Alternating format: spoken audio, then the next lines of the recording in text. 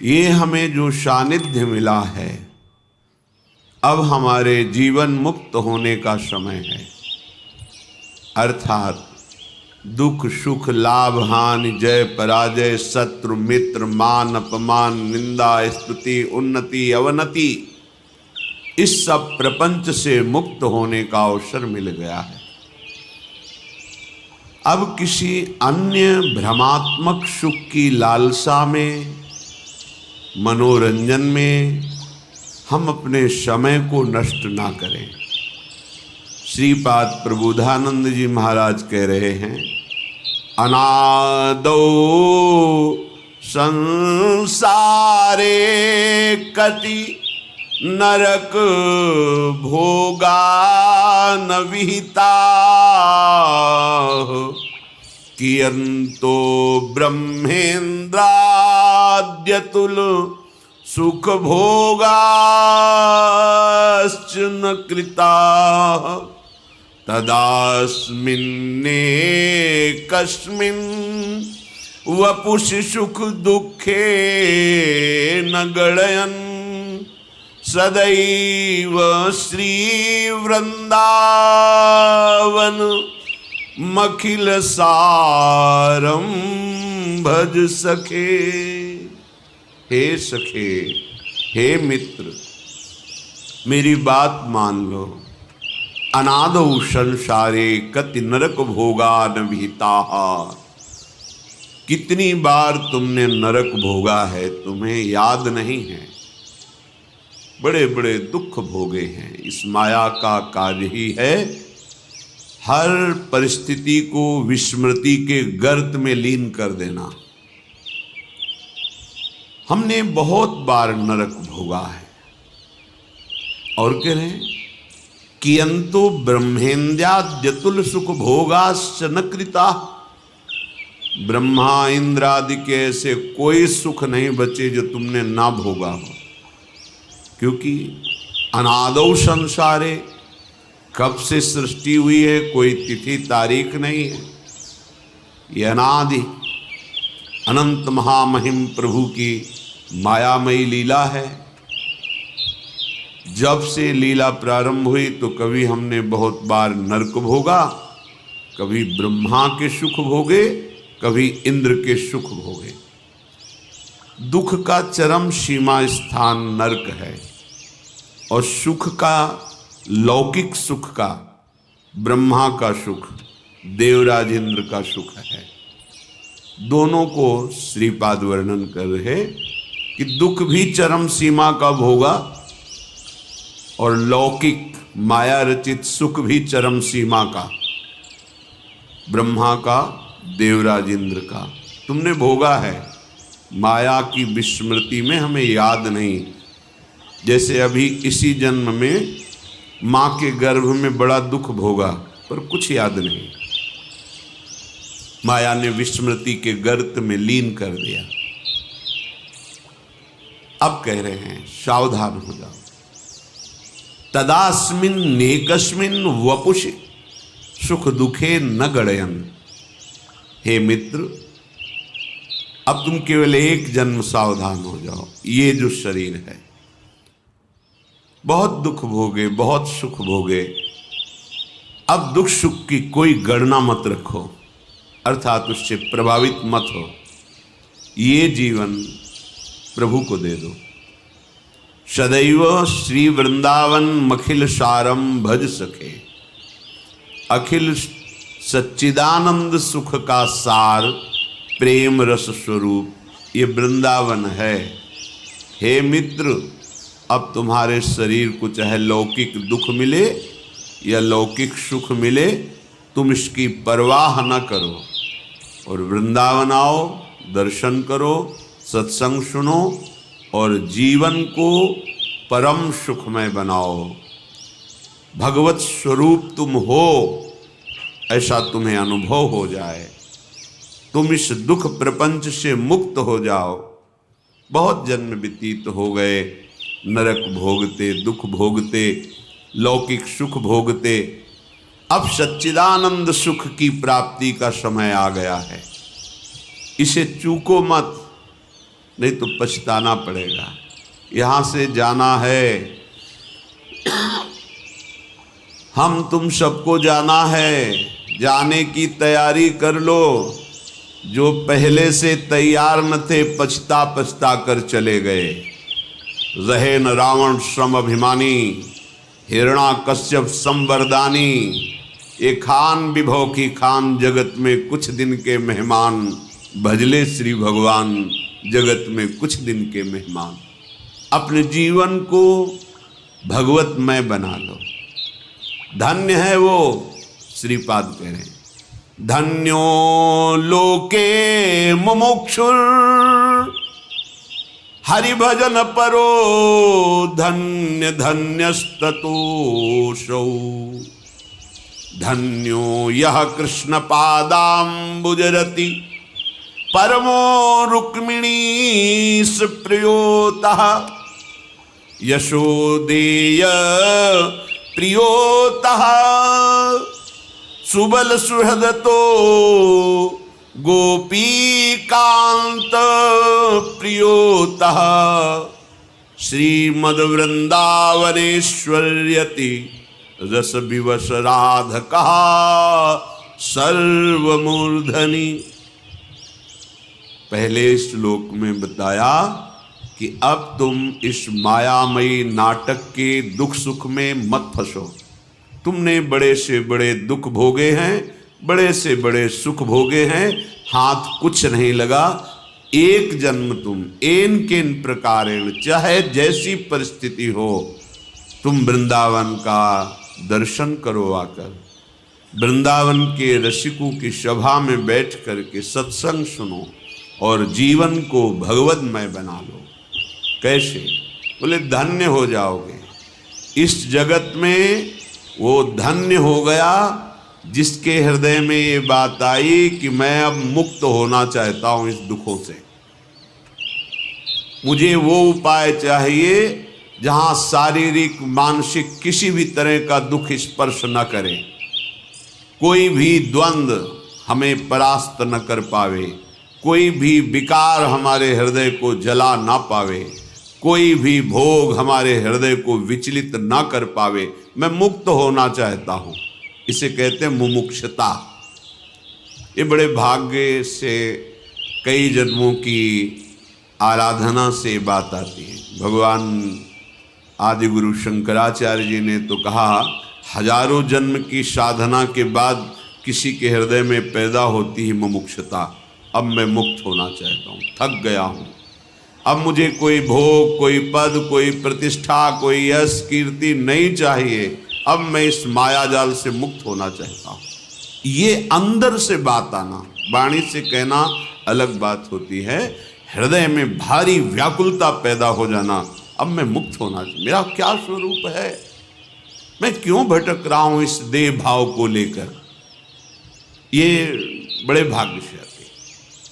पूज्यपाद शिवड़िया बाबा जी के हृदय में जब मुमुक्षता का स्वरूप जागृत हुआ,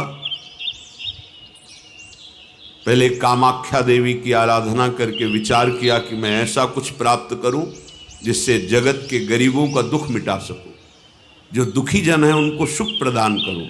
जैसे महाराज युधिष्ठिर ने बटलोई सूर्य से प्राप्त की, ऐसे हम त्रिपुर सुंदरी भगवती से कुछ ऐसा प्राप्त करेंगे, तपोबल से जगत का दुख मिटा देंगे। लगे साधना में। फिर लगा कि बहुत जड़ चैतन्य पूरा जगत है, क्या बटलोई जैसी कोई वस्तु मिल जाने से हम पूरे जगत को दुख से बचा पाएंगे? देखो महापुरुषों का चिंतन क्या होता है। नहीं नहीं, इससे भी उपरती हो गई। नहीं नहीं, ठीक नहीं है। संन्यास ले लिया, दंडी सन्यासी ले। फिर विचार हुआ, क्या इस तरह से भ्रमण करने से बात बन जाएगी? नहीं नहीं, तो दंड भी गंगा जी में विसर्जित किया, गुरुदेव से आज्ञा लेके अब मुझे ब्रह्मबोध प्राप्त हो। फिर सब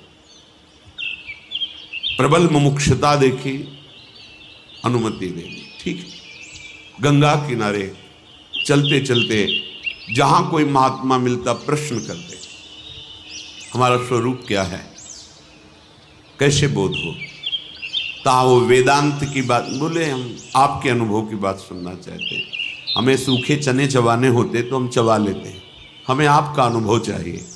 कहीं संतुष्टता नहीं होती, क्योंकि इतनी प्रबल मुमुक्षता थी कि साधन पक्ष की भी बात नहीं रह गई थी। सीधे क्या है मेरा स्वरूप, शास्त्रीय सिद्धांत, आपका अनुभव क्या है? क्योंकि बहुत महापुरुष थे, उनके प्रश्न के आगे उत्तर सही टिकता नहीं। फिर चल गए, भ्रमण करते हुए तीर्थराज प्रयाग आए, स्नान किया और एक खंडहर देखा। जब तक ब्रह्मबोध नहीं हो जाएगा तब तक न पानी पीऊंगा, न भोजन पाऊंगा, न उठूंगा, न शौच, न लवशंका, सारी क्रियाओं को बंद कर दूंगा। और लेट गए एक खंडहर में, एकांत में लेट। 3 दिन 3 रात ऐसे कुछ अनुभव नहीं हुआ। अब शरीर कितनी बड़ी मुमुक्षता, न लवशंका, न शौच, न हिलना, न डुलना। 3 दिन 3 रात लेटे। भगवत प्रेरणा से कोई आया, उससे कहा थोड़ा शरीर को मालिश करो तो चलने लायक हो। फिर उठे, बोले अब क्या करूं? इसका मतलब अब मैं शरीर को नष्ट कर दूं, शरीर को त्याग दूं। ठीक है, लौकी का कमंडल था, फेंक दिया, ऊपर का अचला फेंक दिया। कूदने को हुए तो फिर वही विवेक, क्या शरीर त्यागने से ब्रह्मबोध हो जाएगा? फिर उससे भी बैराग। तो क्या करें? बहुत खिन्न, देखो कैसी मुमुक्षता होती, कुछ अच्छा नहीं। जब प्राण त्यागने के लिए उतारू हो गए तो इससे, पर उसके लिए भी विवेक आदेश नहीं किया, क्या इससे ब्रह्मबोध हो जाएगा? नहीं। फिर व्याकुलता, लौट पड़े। शंकर जी का मंदिर एक प्रायः होते ही गंगा किनारे, एकदम उनकी जो हृदय की स्थिति वो कोई मुमुक्ष ही जान सकता है। ऐसे डेहरी पे सर रखा और शिवलिंग पे चरण रखे। क्या करूं, हाय मचा हृदय में, कैसे मैं ब्रह्म साक्षात्कार करूं? तंद्राशी आई। तो जब कोई इतना व्याकुल होता है तो भगवान व्याकुल हो जाते हैं, जो चाहता है वो प्रदान करने के लिए। भगवान नर नारायण आए और उनको उपदेश किया। बस उसी समय स्वरूप का बोध हो गया। अब उसकी 18 घंटे पद्मासन में, उसी अनुभूति में, एक कवल, एक ग्रास केवल अन्न पाना, 18 घंटे विश्राम, घुटने टेक दिए, ऐसे गिरिवाल पद्मासन लगा हुआ है, यही विश्राम था। मुमुक्षता, ब्रह्मबोध, विशुद्ध तत्व ज्ञान, ये कोई खिलौना थोड़ी है कि खेल लो 2 मिनट हो गया तुम्हें ब्रह्मबोध, पढ़ लिया वेदांत तो हो गया तुम्हें ब्रह्मबोध। कह रहे धन्यो लोके मुमुक्षुर, जो मुक्त होना चाहता है इस संसार से, धन्य है वो, धन्य है। आगे कह रहे हरि भजन परो धन्य धन्यस्ततोषौ, उससे भी धन्य धन्य वो है जो एक बात निश्चय कर लिया, अब मुक्त हो चाहे ना हो, जन्म हो मरण हो, दुख हो सुख हो, इसकी कोई परवाह नहीं। अब तो रात दिन हरि शरणम हरि शरणम हरि शरणम हरि शरणम, अब तो भजेंगे हम, हमारा जीवन भजन है। फल क्या मिलेगा मुझे कोई मतलब नहीं। तो उसके लिए 2 बार कहा धन्य धन्यस्ततोषौ, उस मुमुक्ष से भी श्रेष्ठ इसका निश्चय हुआ कि अब एक श्वास भी हरि भजन से खाली नहीं जाएगी। कुछ भी हो जाए, चाहे जितना दुख मिले सुख मिले, सुख में भी नहीं भूलूंगा और दुख में भी नहीं भूलूंगा। जन्म हो मरण हो, इसकी भी कोई परवाह नहीं। स्वर्ग नरक अपवर्गास नहीं त्रास है। अब बस जीवन का लक्ष्य भजन, धन्य धन्य हो गया वो। इसके बाद कहे धन्यो यह कृष्ण पादाम्बुज रति, वो और धन्य हो गया जिसने हरि के श्री कृष्ण रूप की उपासना में चित्त जोड़ दिया। श्री कृष्ण चंद्रजू हमारे स्वामी हैं, हम उनके चरणों के आश्रित हैं, ऐसी भावना उनसे भी धन्य है।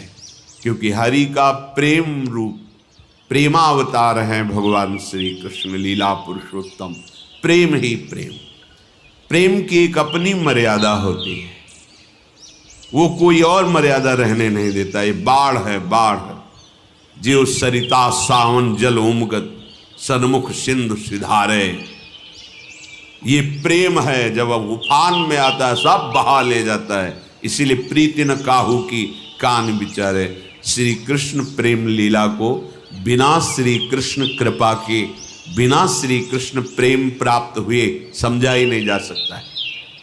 इसलिए कह रहे हैं उस हरि भजन परायण से भी धन्य ये है जो श्री कृष्ण प्रेम वपु का दासत्व स्वीकार करके श्री कृष्ण रति में हा प्राण वल्लभ, हा जीवन धन और उनके चिंतन में मगन है।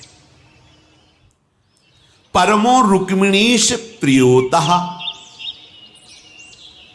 वो भी परम धन्य हो गया जिसने रुक्मिणी वल्लभ द्वारिकाधीश भगवान की आराधना की।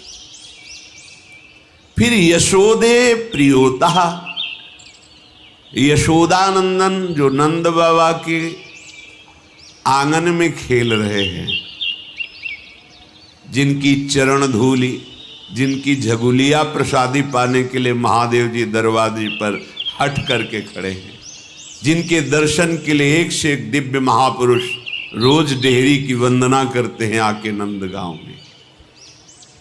क्योंकि अखिल लोकों ब्रह्मांडों के स्वामी बाल रूप से नंद बाबा के आंगन में खेल रहे हैं। ऐसे प्रभु की उपासना बोले उनसे भी सरस है। जो रुक्मिणी वल्लभ की उपासना करते उनसे भी वो धन्य है जो श्री कृष्ण के गोपाल रूप बाल रूप की आराधना करते हैं।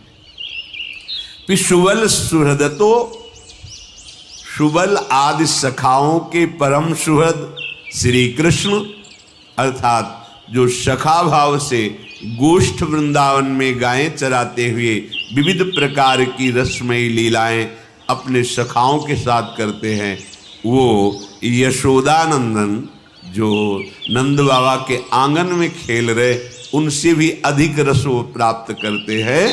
वो धन्याति धन्य है जो सखाओं के साथ भगवान श्री कृष्ण की लीला का रसास्वादन करते, अर्थात सख्य भाव से। फिर गोपी कांत प्रियोतः, उनसे भी परम धन्य वो हैं जो गोपी वल्लभ की आराधना करते हैं। जहां रास महारास अत्यंत एकांत प्रिय लीलाएं भगवान गोपी वल्लभ गोपियों के हृदय को महाप्रेम में बना रहे हैं। जिन गोपियों की चरण धूलि को नारदादि उद्धवादि बड़े बड़े महापुरुषों ने वंदना की, उन गोपी वल्लभ की उपासना। फिर कह रहे हैं श्रीमद वृंदावनेश्वर्यति रस विवसा आराधकः सर्वमूर्धनि, वो सबसे शिरोमणि का उपासक है जो रस विवश घनश्याम श्री किशोरी जी की आराधना में लगे हैं। भ्रकुट निर्जित मदन मंद सस्मित बदन किए रस विवश घनश्याम पिय गोरी, ये रुचिर राजत बधू कानन किशोरी। निर्तन भ्रकुटी बदन अंबुज मृदु सरस हास मधुबोलन अति आसक्त लाल अली लंपट बस कीन्हे बिनु मोलन बन की कुंजन कुंजन टोलन। आतुर अति अनुराग विवश हरि धाई धरत भुज मूल, आतुर अति अनुराग विवश हरि धाई धरत भुज मूल। ये जो स्वरूप है नव कनक चंपकावली दलितेन्दीवर सुवृंद निंदित स्त्री वृंदावन नव कुंजे किशोर मिथुनम तदेव भज रसिकम। अब उसके आगे क्या शब्द लगा? रसिक। अब भक्त नहीं लगा, संत नहीं लगा, अब लगा रसिक। भगवत रसिक, रसिक की बातें रसिक बिना को समुझ सके ना। सर्वोपरि उपासना श्री वृंदावन में विराजमान नव कनक, नवीन स्वर्णिम कांति जिनके श्रीअंग से प्रकट हो रही है। चंपकावली, जैसे चंपा के पुष्प की कांति, पीतवर्ण, गौरवर्ण, श्वेत। और अब कैसे कोई उपमा दे? पीतारुण छवि मनंत तडिल्लताभाम, अनंत बिजलियों की सी कांति, पीत और अरुणिमा लिए हुए, ऐसी गोरी हमारी प्रिया जी। ओ नख कांति की छटा केवल प्रकाशित हो जाए तो प्रेम की धारा बह पड़े। यत् पाद पद्म नख चंद्र मणि छटाया, विस्फुर्जितम किमपि गोप वधुस्वदर्शी, पूर्णानुराग रस सागर सारमूर्ति। श्री स्वामिनी जो पूर्णानुराग रस सागर सारमूर्ति। कल किसी ने प्रश्न किया था, यहां तो राधा राधा राधा ही सुनाई देता है, बाहर तो कहीं। राजा के वैभव को देखना है तो दरबार में देखो। ये गीता जी, भागवत जी और सब भगवान का ऐश्वर्य है, देखो उनकी महिमा। अगर प्रेम देखना है तो महल में आओ। महल में आओगे तब तुम्हें समझ में आएगा कि जो इतना अनंत वैभवशाली है वो कितना बड़ा प्रेमी भी है। प्रेम स्वरूप ये ब्रज की लीला, ये प्रेम लीला है। और फिर उस प्रेम रस का सार श्री लाडली जो हैं, देखो माई सुंदरता, देखो माई अबला के बलराज, अतिगज मत निरंकुश मोहन, निरख बंधे लट पासी। मोहना, मोहन सबको मोहित करने वाले, निरख बंधे लट पासी। देखो देखो माई अबला के, ये कौन बात जो अबही और अबही और अबही और है। अद्भुत अद्भुत प्रेम रूप हमारी श्री लाडली, करुणा बरसती रहती है। नवकनक चंपकावली, दलितेन्द्रीवर सुवृंद निंदित स्त्री। एक तो है प्रियाजू जो 7 कुंभ तनुगोरी, जिनकी चंपा के पुष्प की जैसी कांति प्रकट हो रही, सब प्राकृतिक है। महाप्रभु इसलिए कह दिया कि तेरो रूप कहत नहीं। कैसे वर्णन करूं लाडली? लालजू के सौंदर्य के एक अंश से अनंत ब्रह्मांडों में सौंदर्य जितना दिखाई दे रहा है वह, ऐसे सौंदर्य समुद्र श्री लालजू अतृप्त नेत्रों से लाडली जू के रूप सौंदर्य का पान करते रहते हैं, अतृप्त चकोर की भांति। राधे तू मुख चंद्र चकोर ये नैना, अति आरती अनुरागी लंपट, भूल गए गति पलहू लगैना। राधे तू मुख चंद्र चकोर ये नैना, अरबरात मिलवे को निष्दिन, मिले रहत मनो कबहु मिले ना। आह कहा कहो इन नैनन की बात, ये अली प्रिया बदन अंबुज रस अटके अनत न जात। कहा कहो इन नैनन की, हित सजनी जो से श्री लालजू महाराज कह रहे, हे सखी कहा कहो इन नैनन की बात। जब जब रुकत पलक संपुट लट, अति आतुर कुलाट, लंपट लो निमेश अंतरते, अलप कलप सत सात। पलक झपक जाने पर जब लाडली जू के रूप का आदर्शन होता है तो लालजू को सैकड़ों कल्पों का दुख अनुभव होता है। कैसा हमारा स्वामिनी जू का रूप है प्रेम में, कि रूप समुद्र अगाध, रूप समुद्र अगाध श्री लालजू महाराज अतृप्त नेत्रों से लाडली जू के रूप का पान करते रहते हैं, जिनके श्री अंग की कांति ऐसी है कि करोड़ कामदेव मूर्छित हो जाए। एक कामदेव पूरे त्रिभुवन को अपने अधीन किए हुए है, कठोर बाण से नहीं पुष्प बाण से। वो ऐसे करोड़ों कामों को हमारे श्री लालजू जो मदन मन मोहन है, मंद मुस्कुरा दिए तो मूर्छित हो गए करोड़ों काम। ऐसे लाल जो हैं, लाल की रूप माधुरी नयनन निरख नेक सखी, मन सिज मन हरस हरनहास, सावरो सुकुमार रास, नख सिख अंग अंगन उमगी, सौभग सीवन की। लाल की रूप माधुरी चंद गति मंद भई, निरख छवि काम गई, देख हरिवंश हित बेस नंद लाल को। ये मोहन मदन त्रिभंगी, मोहन मुनि मन रंगी। मोहन मुनि मन, बड़े बड़े मुनियों के मन को जो ब्रह्माकार है अपने रूप रंग में रंग दिया।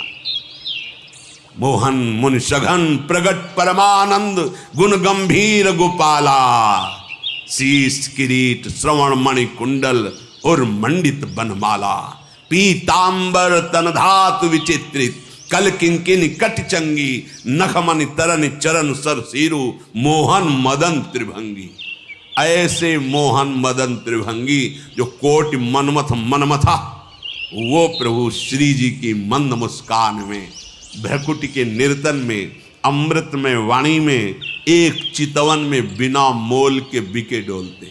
जाके अधीन सदाई सांवरो, या ब्रज को शिरताज हमारे माई, श्यामा जू को राज। ऐसे नवकनक चंपकावली दलितेन्द्रीवर सुवृंद निंदत श्री, वृंदावन नवकुंजे किशोर मिथुनम तदेव भज रसिकम। धन्याति धन्य परम धन्य वो हैं, धन्य धन्य धन्य तेई जे इनके उपास। लाडली लाल गलबहिया दे हुए रिमझिम रिमझिम छोटी छोटी बूंदें गिर रही हैं, और दो जन भींजत अटके बातन। सघन कुंज के द्वारे ठाढ़े, अंबर लपटेगा, रिमझिम रिमझिम बूंदों से नीलांबर पीतांबर श्रीअंग में, और दोनों एक दूसरे की दृष्टि किए हुए मधुर मधुर बातें रसमयी, और सखियां दर्शन करके निहाल हो रही। महाप्रेम रस। तुमने बहुत सुख भोगा, बहुत दुख भोगा, आप छोड़ो सुख दुख की बातें, और वृंदावन का आश्रय रसिकों का संग करके सर्वोपरि प्रेम रस श्री युगल चंद्र की आराधना में अपने जीवन को व्यतीत कर दो। परम लाभ, परम प्रेम ये हृदय में स्फुरित हो जाएगा। देख लेना, कोई भय, कोई शोक, कोई हानि स्पर्श नहीं कर सकती हृदय की ऐसी आनंदमय स्थिति। अब उसे तुम सोच नहीं सकते बिना उपासना के। इनके श्री चरणों का आश्रय लो, निरंतर आराधना में तत्पर रहो। ऐसा अभ्यास बना लो कि प्रिया प्रीतम को भूलो नहीं। बस जीवन का परम लाभ ये जो अपने लोगों को मिला है, ये अमोघ है, ये अमोघ है, ये दुर्लभ है, अत्यंत दुर्लभ है। पर हम सब अनाधिकारी हैं। अनाधिकारी को मिल जाए तो आदर नहीं करता। नहीं, हरिराम व्यास जैसे विद्वान जो सदैव विजय को प्राप्त हुए हैं शास्त्रार्थ में और भक्ति में, ऐसे बढ़े चढ़े कि मधुकर शाह जैसे पहले ही इनके शिष्य थे। मधुकर शाह जैसे महाभागवत राजा हरिराम व्यास जी के शिष्य थे। वो मांग रहे हैं, हे हरि हम कब हुए हैं ब्रजवासी, हे हरि मुझे कभी ब्रजवास दे दो, वृंदावन वास दे। तब उनको समझ में आया क्या वृंदावन है, क्या ब्रज है। और हमें तो बिना मांगे मिल गया, और बहुत मिल गया। अनाधिकारी हैं, मिल गया तो हम आदर नहीं करते कि हमें क्या मिला है। बोले क्या मिला है हमें? तुम्हें मंत्र मिला, उपासना मिली, मनुष्य शरीर में श्रीधाम वृंदावन आने को मिला, बैठने को मिला। उपासना का भाव जिससे आप परम पद से भी बढ़कर प्रेम पद के अधिकारी हो सकते हो। अभी लाडली जी की तरफ से तुम्हारे को जो मिला है उसको तुम अनुभव कर लो तो नाच पड़ोगे। पर वही है कि जैसे एक गरीब आदमी को हीरा मिल जाए वो तो बेचारा एक कांच समझकर पाए रतन चिन्ह्यो नहीं, दीन्ह्यो करते डारी। ये माया श्री कृष्ण की मोह्यो सब संसार। इसलिए बहुत कृपा है हमारे ऊपर, अब हम उस कृपा का आदर करें।